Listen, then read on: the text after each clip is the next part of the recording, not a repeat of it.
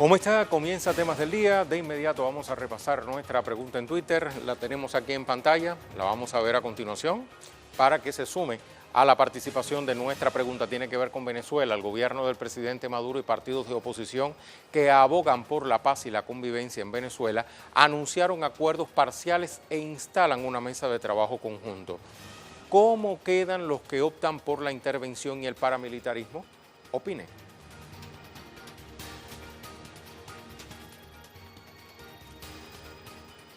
Ya lo ve, representantes del gobierno y dirigentes de la oposición se reunieron con el cuerpo diplomático acreditado en este país, en Venezuela, para anunciar la instalación de una mesa de diálogo nacional con el objetivo de avanzar en el debate y poner en práctica varios acuerdos parciales que han sido firmados de interés para la nación.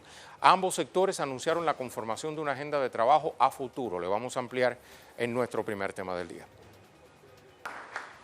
Comparezco ante ustedes con un gran sentido de la responsabilidad.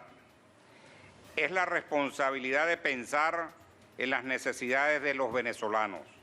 Es la responsabilidad de pensar y querer la paz, la política, la convivencia.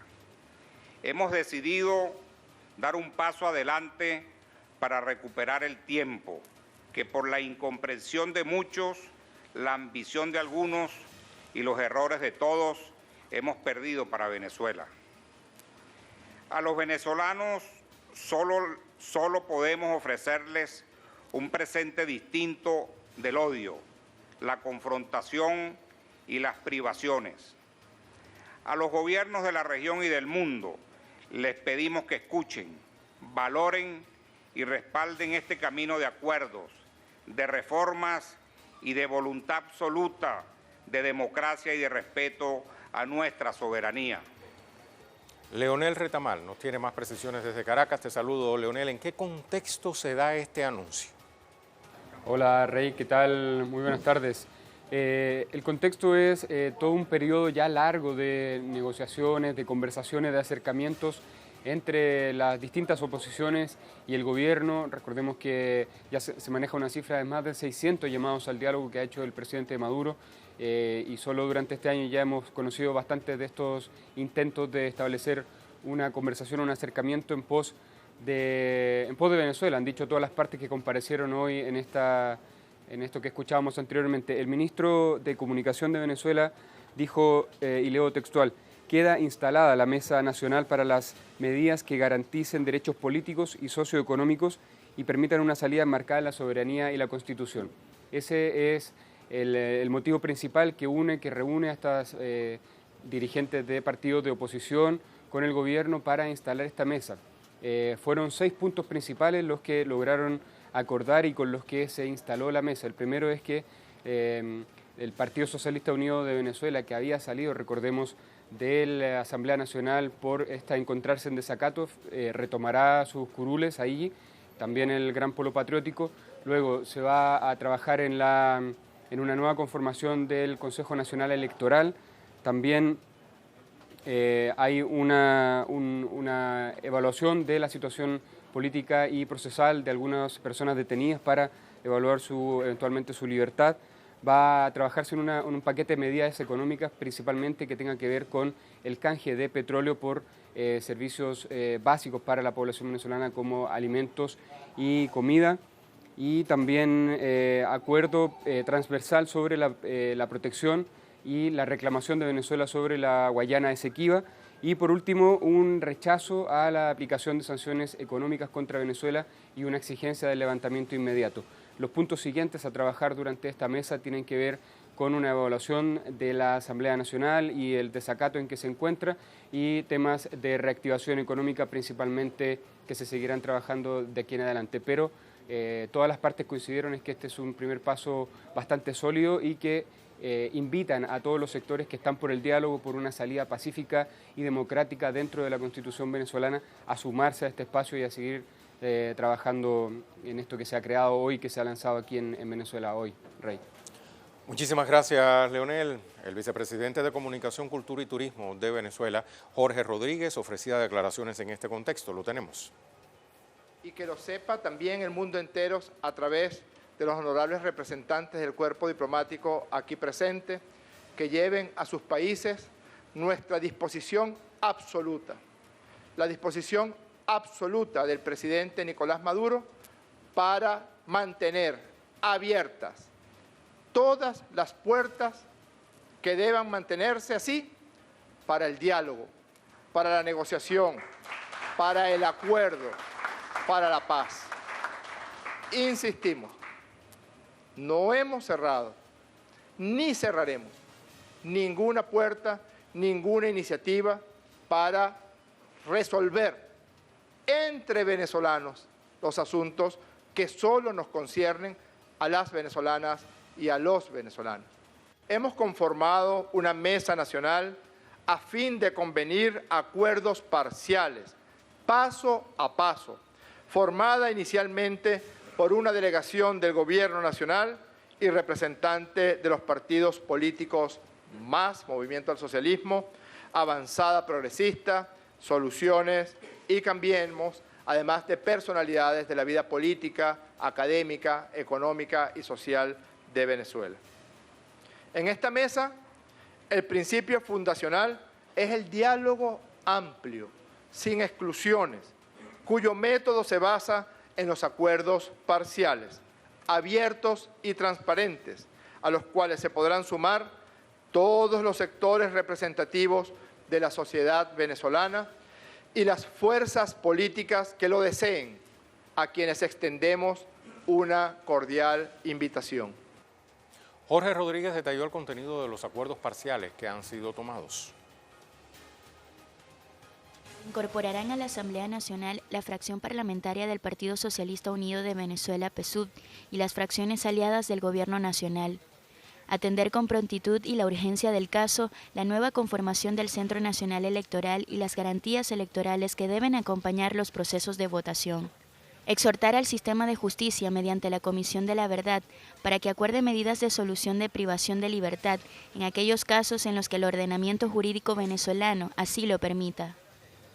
En Unión Nacional reafirmamos y defendemos los históricos derechos legítimos de Venezuela sobre la Guyana Esequiba, mediante la negociación política tal como lo contempla el Acuerdo de Ginebra de 1966, único instrumento jurídico válido en los acuerdos de las Naciones Unidas.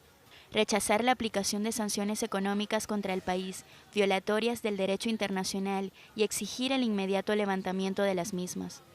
Proponer que se instrumente el programa de intercambio de petróleo por alimentos, medicamentos e insumos para servicios básicos, en concordancia con los mecanismos técnicos existentes en el sistema de Naciones Unidas. El dirigente opositor Claudio Fermín criticó al sector representado por el diputado Juan Guaidó por tratar de encaminar al país hacia la violencia, en lugar de aprovechar las oportunidades de diálogo. Bueno, el diputado Juan Guaidó, según hemos presenciado, ha tenido en estos últimos 3 meses una extraordinaria oportunidad en el diálogo en Noruega y en Barbados. Nosotros estábamos apostando al éxito de ese diálogo. Lamentablemente, en vez de presentarse resultados, se nos presentó la infame noticia de que no tenemos nada que hacer dialogando. Entonces, ¿qué propone? ¿La violencia o la resignación o cruzarse de brazos o entregarnos simplemente a la voluntad de factores externos? No, yo hago un llamado a que se evalúen los hechos.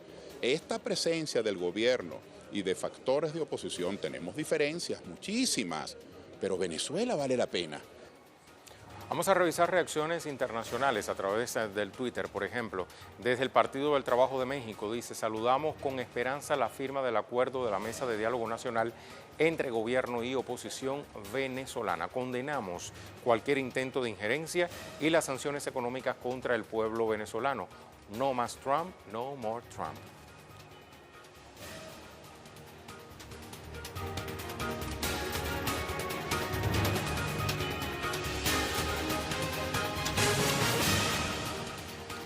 Aquí está la pregunta del día. El gobierno del presidente Maduro y partidos de oposición que abogan por la paz y la convivencia en Venezuela anunciaron acuerdos parciales e instalan una mesa de trabajo conjunto.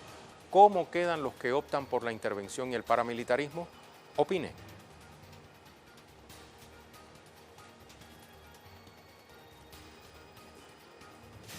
Y nuestra imagen del día está muy relacionada con nuestro primer tema, el momento de la firma de los acuerdos parciales tomados entre representantes del gobierno venezolano y partidos de oposición que optan por la paz y la convivencia de los venezolanos. Con esas imágenes nos vamos a la pausa.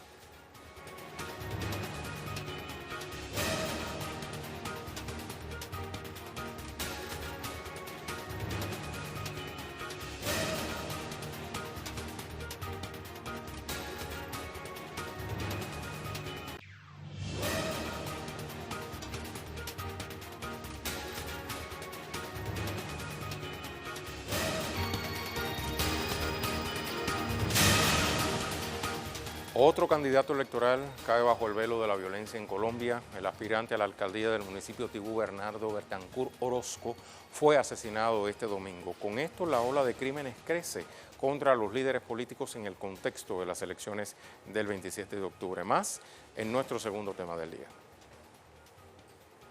Desde julio, con las inscripciones de candidaturas, se ha registrado un hecho de violencia cada día y medio. Así lo informó Alejandra Barrios, directora de la Misión de Observación Electoral MOE. La agresión contra candidatos, funcionarios de elección popular, altos funcionarios y líderes sociales se incrementó al inicio del proceso de elecciones locales y se está dando con mayor fuerza en las regiones donde prevalece el conflicto armado. El Procurador General de la Nación, Fernando Carrillo Flores, hizo un llamado al presidente Iván Duque sobre la alarma de riesgo electoral en más de 30 departamentos y le solicitó que se resuelvan con urgencia las amenazas contra los comicios. Pese a esto, los crímenes continúan.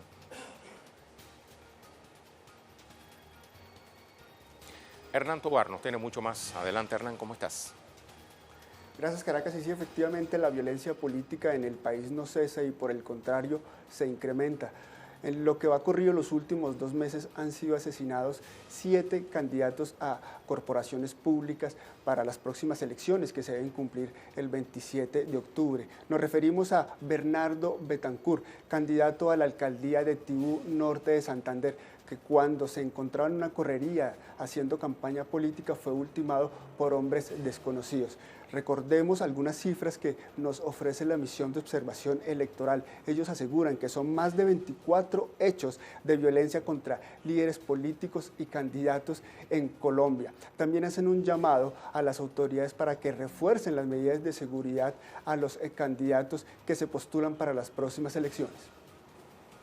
Muchas gracias, Hernán, por toda esta información. A través de las redes sociales, los colombianos rechazan esta creciente ola de muertes por parte de grupos armados irregulares en el país suramericano. El senador indígena Feliciano Valencia exigió al Estado colombiano lo siguiente: urgen garantías para el ejercicio político en esta campaña electoral. En 15 días han asesinado 3 candidatos a alcaldías. El senador Gustavo Bolívar, a través de su cuenta oficial en Twitter, denuncia 3 en 24 horas, y Duque no reacciona. Asesinado Bernardo Betancur Orozco, candidato del Partido Conservador a la alcaldía de Tibú, en el norte de Santander. Agrega, líder 226 en era Duque y el 120 en el 2019. Van 17 candidatos asesinados en estas elecciones. Volvimos a la década de los 80. John Layton advierte, no ha cambiado nada. Los líderes sociales que ahora son candidatos siguen siendo asesinados impunemente y otros más están amenazados. Liderar en Colombia es un alto oficio de alto riesgo. Candidatos bajo fuego.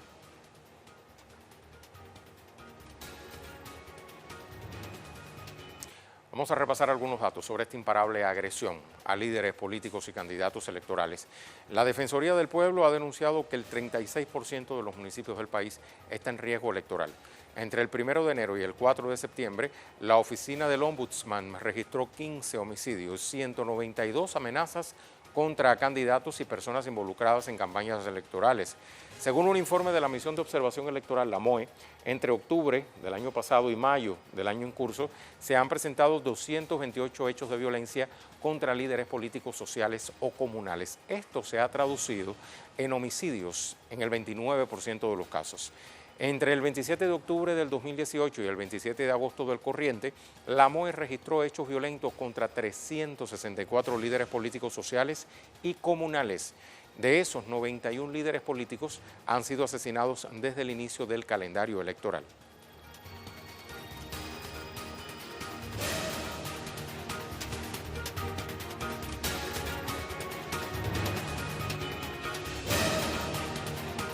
Le hablamos de otros temas que también son noticias este lunes. Revisamos las cuentas Twitter de nuestros corresponsales. Iniciamos con Sabrina Roth. Argentina, a través de la resolución 62 de 2019 que se publicó hoy en el boletín oficial, el gobierno oficializó la emisión de letras del Tesoro por 35.000 millones de pesos y 275.000 millones de dólares que serán suscriptas por el ANSES para refinanciar la deuda. Vamos a escuchar a Sabrina.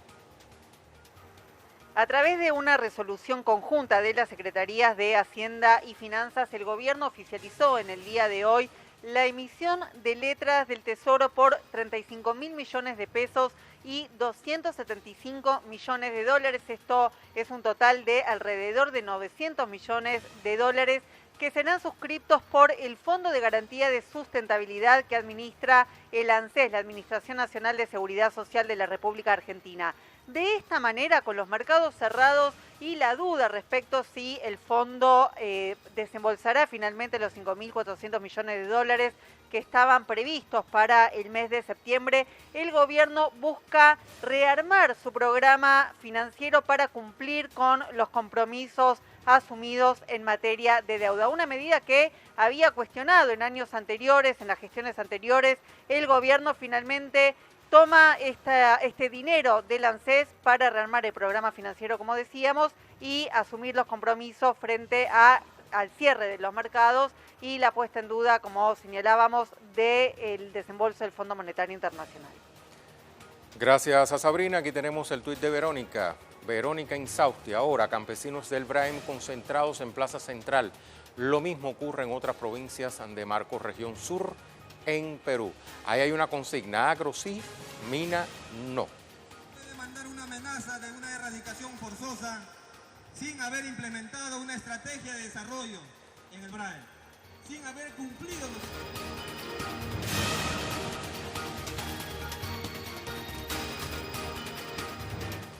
Nuestro tema en desarrollo nos lleva a Turquía. Comenzó este lunes en ese país la reunión entre jefes de Estado de Rusia, Irán y la propia Turquía, la quinta cumbre trilateral sobre Siria bajo el formato de Astana.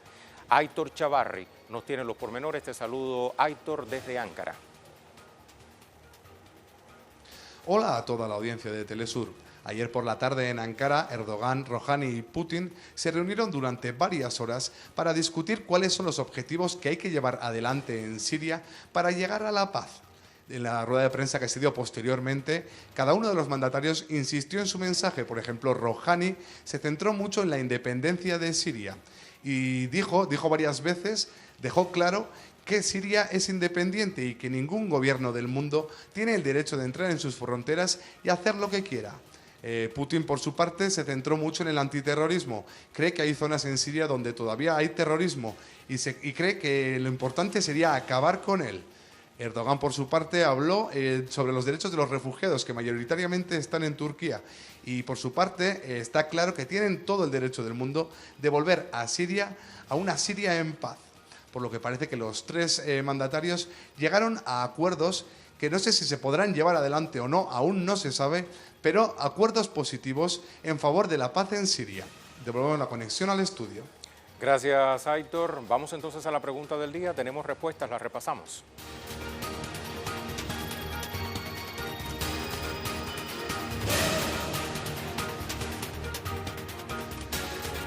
Ahí está la pregunta del día. Gobierno del presidente Maduro y partidos de oposición que abogan por la paz y la convivencia en Venezuela anunciaron acuerdos parciales, instalan una mesa de trabajo conjunto. ¿Cómo quedan los que optan por la intervención y el paramilitarismo? Opine, vamos a ver una de las respuestas.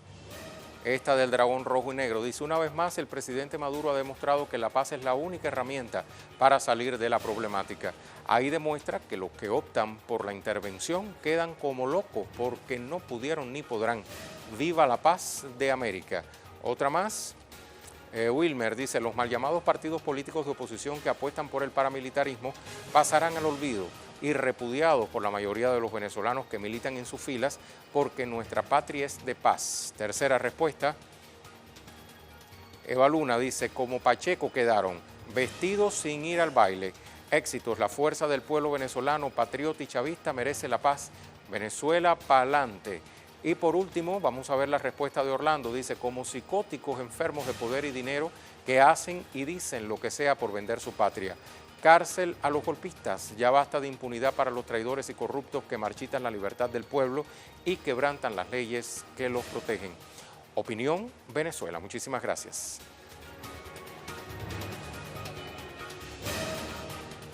Vamos a dejarlo con el video web del día, producciones audiovisuales que puede conseguir compiladas en la cuenta en Facebook de Telesur. Hoy le mostramos un videodato que muestra cómo en Francia la piel de pescado se ha convertido en un boom debido a que es transformada en accesorios y prendas de lujo. Vamos a ver de qué se trata.